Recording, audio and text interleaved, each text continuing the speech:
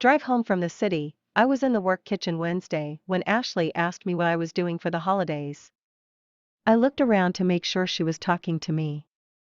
I told her I was going home to Wilton. We had been in the kitchen and meetings before, never had she said a word to me. For 3 days, she's been seeking me out and talking. Asking about me. She was from Boston. I might as well have told her I was going to the North Pole for Christmas. What was I thinking? What are the chances a smart, smoking hot, nerd girl like Ashley would talk to me in 2 weeks when I got back? Matthew and Jacob were constantly talking with her. I had as much a chance with her as Trump did staying president.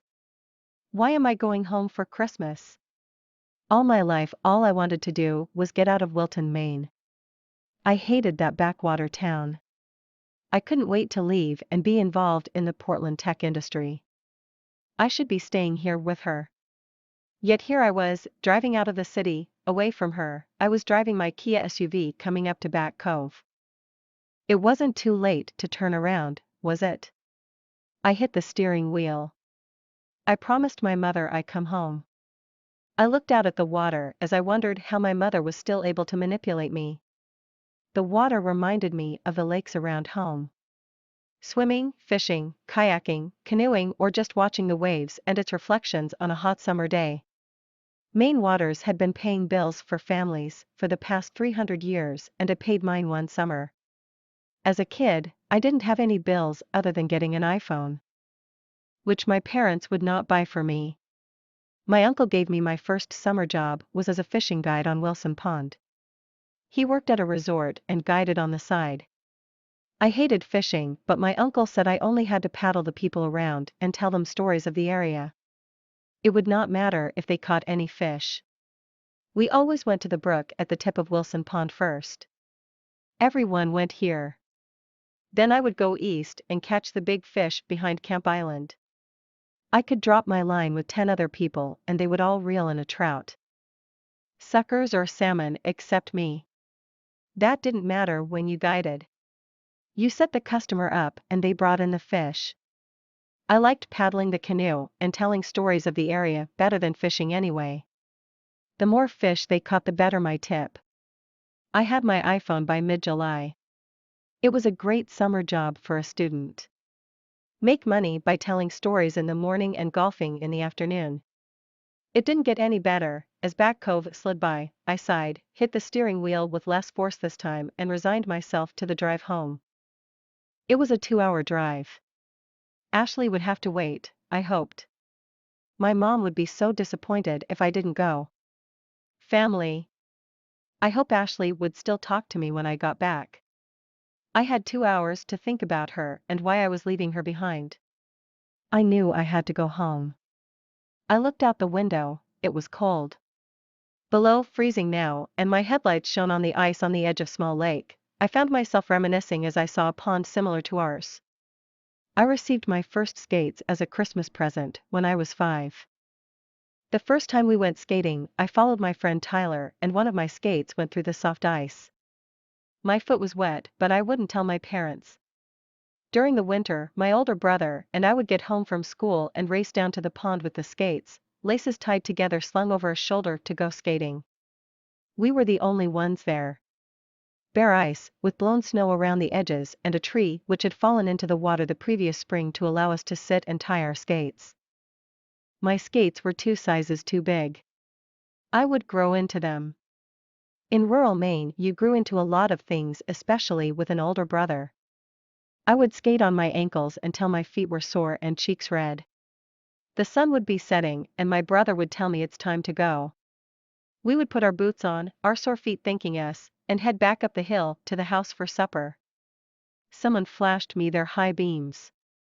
I clicked mine off. What was I doing? Driving away from Ashley. Ashley had a way of dressing to stir my imagination. Even so, it was her face, which always came to mind, and her luscious lips. As red and full as Emily's. Emily was the golf cart girl when I was a pinhead at the Wilson Lake Golf Course the year after I guided for my uncle. I stopped each morning at the 11th hole and she would meet me and we would talk and drink a coffee. This was early before most golfers got to the back nine. I was mesmerized by her stories and presence. She had a boyfriend. Yet every morning she would talk to me about her worldly problems. Never about her boyfriend. I never saw her outside work. I wanted to. She lived in Jay and I was in Wilton. Those early morning meetings were magical. When I told her it was my last day, she shed a tear. She leaned in and gave me the most memorable kiss.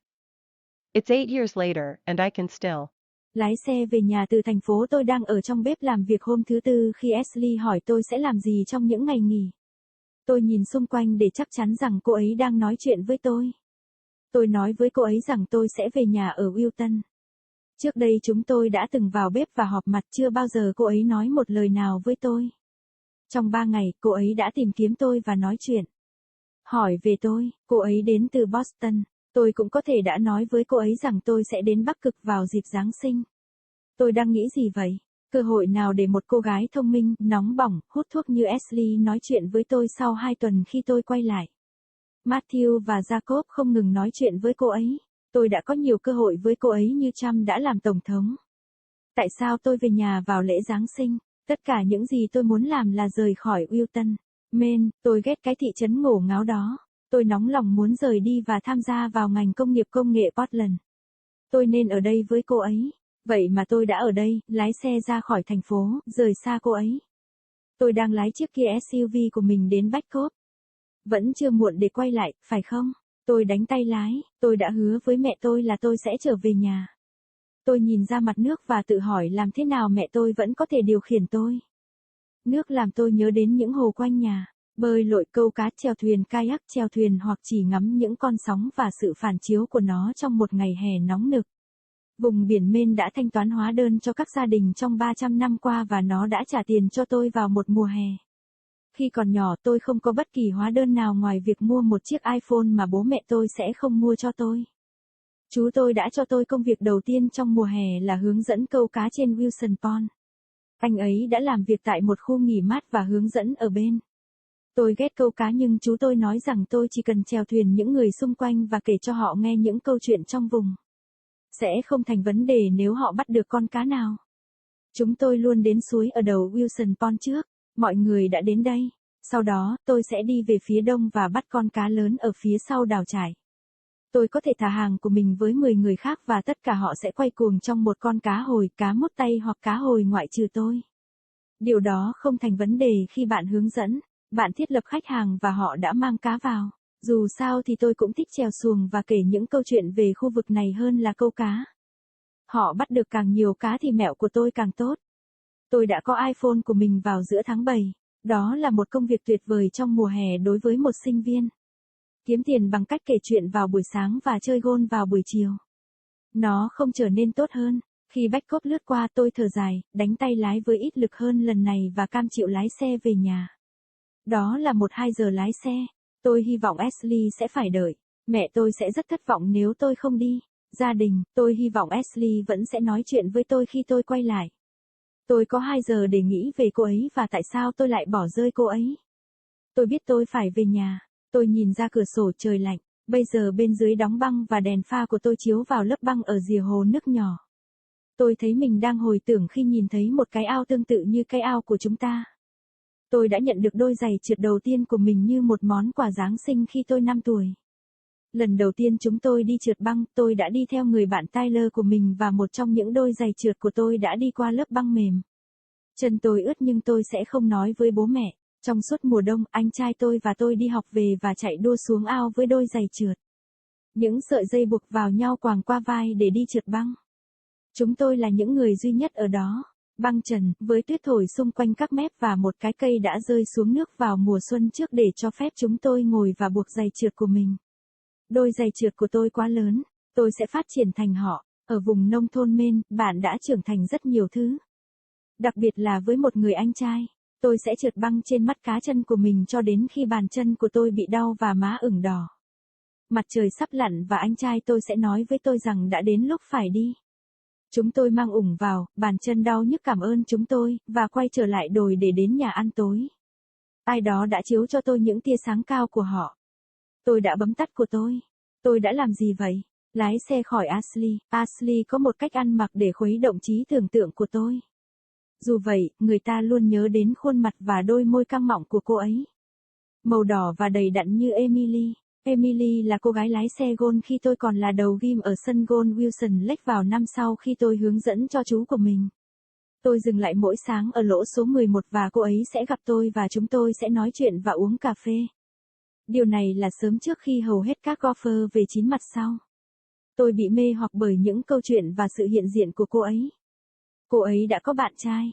Tuy nhiên, mỗi sáng cô ấy sẽ nói với tôi về những vấn đề trần tục của cô ấy, không bao giờ nói về bạn trai của cô ấy. Tôi không bao giờ thấy cô ấy làm việc bên ngoài. Tôi muốn, cô ấy sống ở Jay và tôi ở Wilton. Những cuộc gặp gỡ sáng sớm đó thật kỳ diệu. Khi tôi nói với cô ấy, đó là ngày cuối cùng của tôi, cô ấy đã rơi nước mắt. Cô ấy đã nghiêng người và trao cho tôi nụ hôn đáng nhớ nhất. 8 năm sau và tôi vẫn có thể